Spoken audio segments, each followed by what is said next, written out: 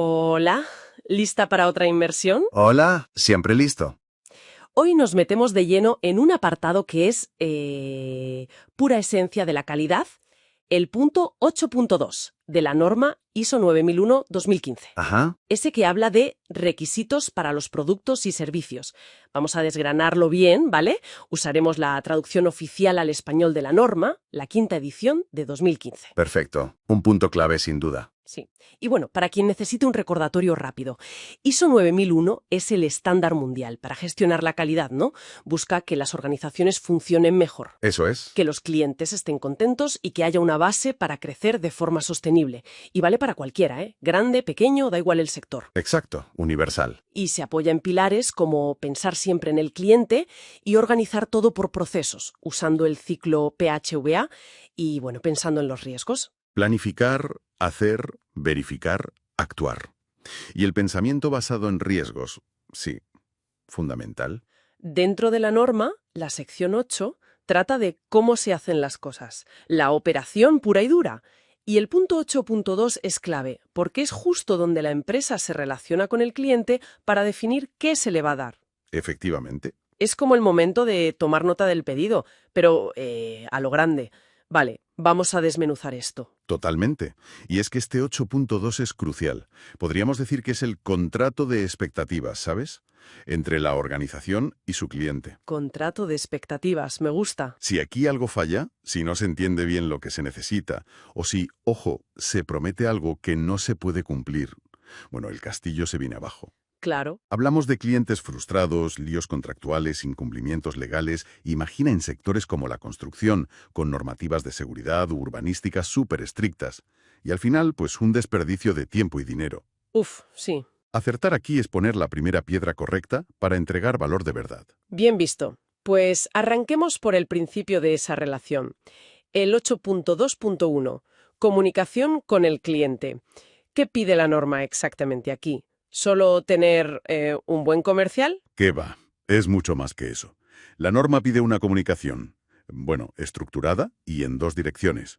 No se trata solo de vender, Ah, vale. sino de mantener un canal abierto y claro para varias cosas. Primero, lógicamente, dar información sobre lo que ofreces, catálogos, fichas técnicas, especificaciones. Que el cliente sepa qué hay. Lo básico. Segundo, gestionar consultas, contratos o pedidos de forma eficaz. Y ojo, aquí entra algo vital, gestionar los cambios en esos pedidos. Los cambios. ¿Cuántos problemas nacen de un cambio mal comunicado? Claro, el típico creí que te había dicho que ahora lo quería azul. ¿Qué más cubre esta comunicación? Pues mira, algo fundamental, conseguir feedback del cliente. Y la norma lo dice claro, incluyendo las quejas. Escuchar activamente, dices. Hay que escuchar activamente, no solo oír. También, si manejas algo que es propiedad del cliente, piensa en planos que te da para una reforma o materiales específicos para un proyecto de construcción. Tienes que comunicar cómo lo vas a cuidar y controlar. Entendido. Y por último, algo que a veces se olvida, establecer si hace falta qué se hará en caso de contingencias. Acciones de contingencia. ¿Podrías darnos un ejemplo rápido, quizá, pensando en construcción, como decías? Claro, imagina una constructora. Una acción de contingencia podría ser, pues, tener un acuerdo previo con un segundo proveedor de hormigón Ah, vale. por si el principal tiene una huelga o un problema grave justo cuando necesita suministrar a la obra. ¿Tiene sentido? O definir qué pasa si unas condiciones meteorológicas extremas impiden trabajar durante varios días. Es anticiparse a problemas potenciales y tener un plan B comunicado, sobre todo si afecta al cliente. Vale. Es cerrar esa brecha de suposiciones, donde la empresa cree saber lo que el cliente espera, incluso ante imprevistos. Entendido. Tener las vías de comunicación claras y cubrir todos estos frentes. Vale, una vez que hablamos con el cliente, toca definir qué le vamos a ofrecer. Y eso nos lleva de cabeza al 8.2.2, determinación de los requisitos para los productos y servicios. Justo. Aquí la organización se enfrenta a un doble desafío importante. Primero, tiene que definir con claridad todos los requisitos que aplican a lo que va a entregar. Todos, recalcas. Sí, y esto va más allá del pedido inicial del cliente. Incluye, por supuesto, lo que pide él, pero también, y esto es crítico, los requisitos legales y reglamentarios. Ujú. En construcción, por ejemplo, piensa en el código técnico de la edificación, normativas de eficiencia energética, licencias urbanísticas. Ignorar esto es buscarse problemas serios. O sea, no basta con lo que pide el cliente, hay que añadir la capa legal y normativa. ¿Algo más? Sí, la norma añade también los requisitos que la propia organización considere necesarios. Los suyos propios. Eso es.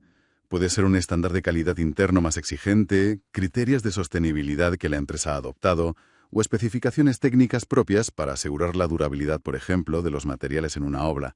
Es definir el paquete completo de requisitos, digamos.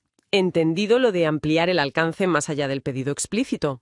¿Y cuál es el otro pilar fundamental aquí según la norma? ¿El segundo desafío? El segundo desafío es tan importante como el primero. La organización tiene que asegurarse de que puede cumplir con todo lo que dice que va a hacer.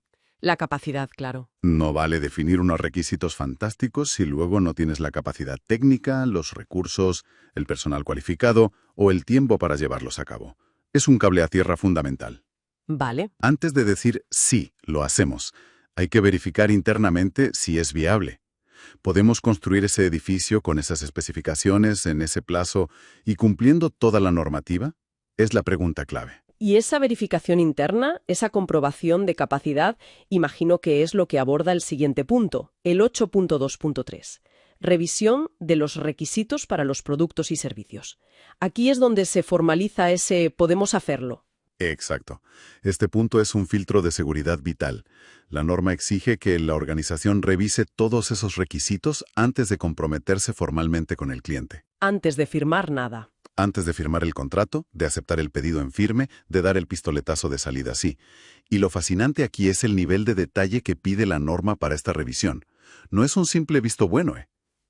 ¿Qué hay que mirar con lupa en esa revisión? Pues varias cosas clave. Primero, obviamente, los requisitos que ha especificado el cliente, incluyendo plazos de entrega y lo que pasa después, como garantías, mantenimiento. Ajá. Segundo, algo muy interesante, los requisitos que el cliente no ha dicho, pero que son necesarios para el uso que se le va a dar al producto o servicio, si ese uso se conoce. Lo implícito. Ahí entra la experiencia de la organización. Si un cliente pide una reforma para convertir un local en restaurante, aunque no lo pida explícitamente, la constructora sabe que hay requisitos de salida de humos, accesibilidad, etc., que son imprescindibles. Anticiparse a lo implícito. ¿Vale? ¿Qué más? También revisar los requisitos propios de la organización, esos estándares internos que mencionamos. Vale. Revisar, una vez más, los requisitos legales y reglamentarios aplicables a ese pedido o contrato concreto. Insiste la norma en eso. Y por último, algo crucial, identificar y resolver cualquier diferencia entre lo que pide el cliente ahora y lo que se había hablado antes. Ah, claro. La oferta inicial decía una cosa y el pedido final dice otra. Hay que aclararlo antes de firmar.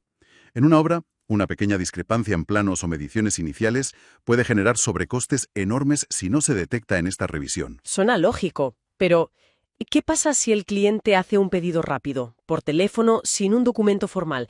¿Cómo se revisa y confirma eso? Buena pregunta. La norma lo contempla.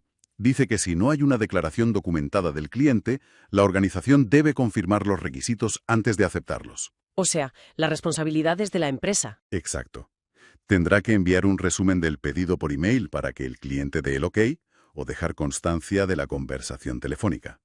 A ver, la idea es que, aunque el origen no sea un documento formal, quede constancia de lo acordado y de que se ha verificado la capacidad de cumplirlo. Entiendo.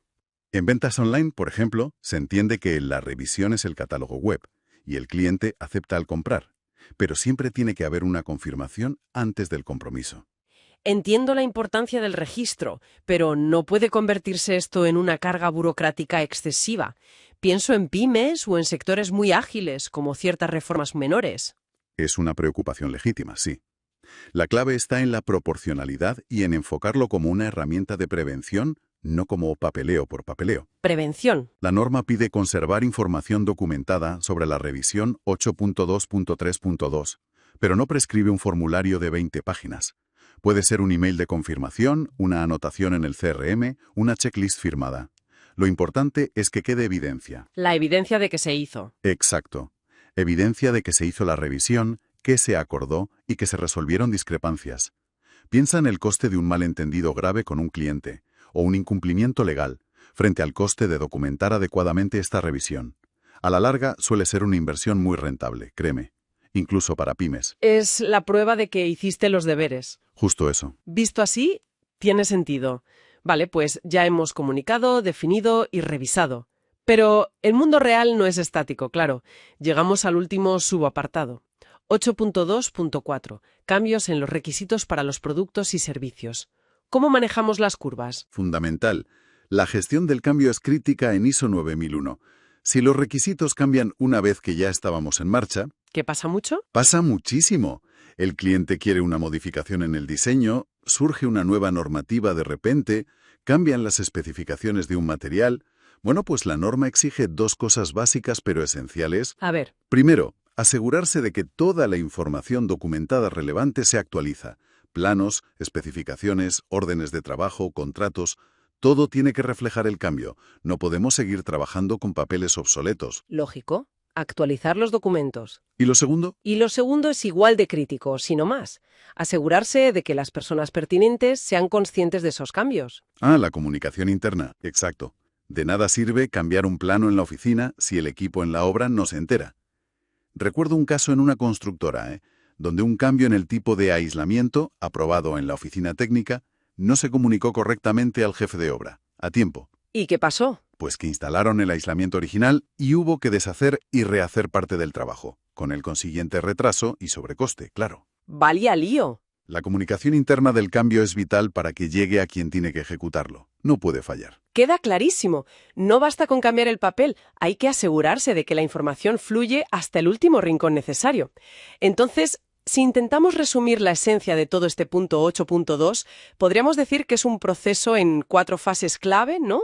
1, hablar claro y escuchar al cliente. Sí. 2, definir bien todos los requisitos, cliente, legales, propios. Fundamental. 3, revisar a fondo que podemos cumplir antes de decir sí. El filtro. Y 4, gestionar los cambios de forma ordenada, actualizando documentos y comunicando a todo el mundo. Algo así. Exactamente. Has captado la secuencia lógica y el propósito. Perfectamente resumido. Bien. Y si lo conectamos de nuevo con los principios de la calidad, este 8.2 es la aplicación práctica más directa del enfoque al cliente.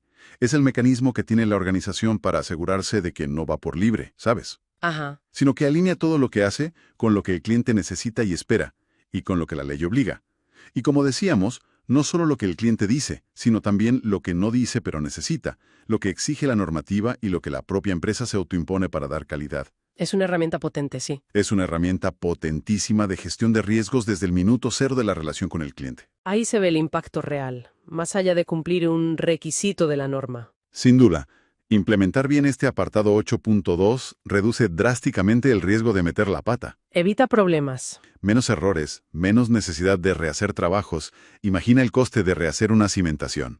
Menos devoluciones, menos quejas, menos litigios. Todo eso pega directamente en la eficiencia y, bueno, en la cartera. Directo al bolsillo. Y al revés, entender bien las necesidades te da la oportunidad no solo de cumplir, sino de sorprender al cliente, de fidelizarlo. En un sector tan competitivo como la construcción, entender y gestionar bien estos requisitos puede ser una ventaja diferencial enorme, Una ventaja competitiva. ligada directamente a la reputación y la rentabilidad. Es asegurar que cada euro invertido va a entregar lo que tiene que entregar, ni más ni menos, sino lo correcto. La verdad es que, visto así, estos puntos de la norma dejan de parecer burocracia para convertirse en sentido común estructurado, ¿no? Con un impacto tremendo en el negocio. Nos deja pensando. ¿Qué pregunta final podríamos lanzar para que nuestra audiencia siga reflexionando sobre esto? Pues mira, una pregunta que me ronda a mí la cabeza a menudo es, vale, cumplimos con la norma, hacemos las revisiones, guardamos los papeles, pero ¿cómo nos aseguramos de que la comprensión de lo que el cliente necesita es de verdad profunda y genuina? Ir más allá del papel. Eso es, especialmente de esas necesidades o expectativas que el cliente no expresa, que da por supuestas, pero que son clave para que al final diga chapó, y no solo, bueno, vale. La diferencia entre cumplir y encantar. Exacto. ¿Qué podemos hacer más allá del mínimo que pide la norma para meternos de verdad en los zapatos del cliente y capturar esa esencia, esa necesidad latente que marca la diferencia entre cumplir y, como dices tú, enamorar? Muy buena pregunta. ¿Cómo ir más allá del checklist para capturar lo invisible pero esencial? Da para pensar largo y tendido. Sí, señor. Desde luego. Con esta reflexión cerramos nuestro análisis del punto 8.2 de la ISO 9001-2015. Esperamos que os haya resultado útil e interesante esta exploración. Gracias por acompañarnos. Un placer, como siempre. Hasta la próxima.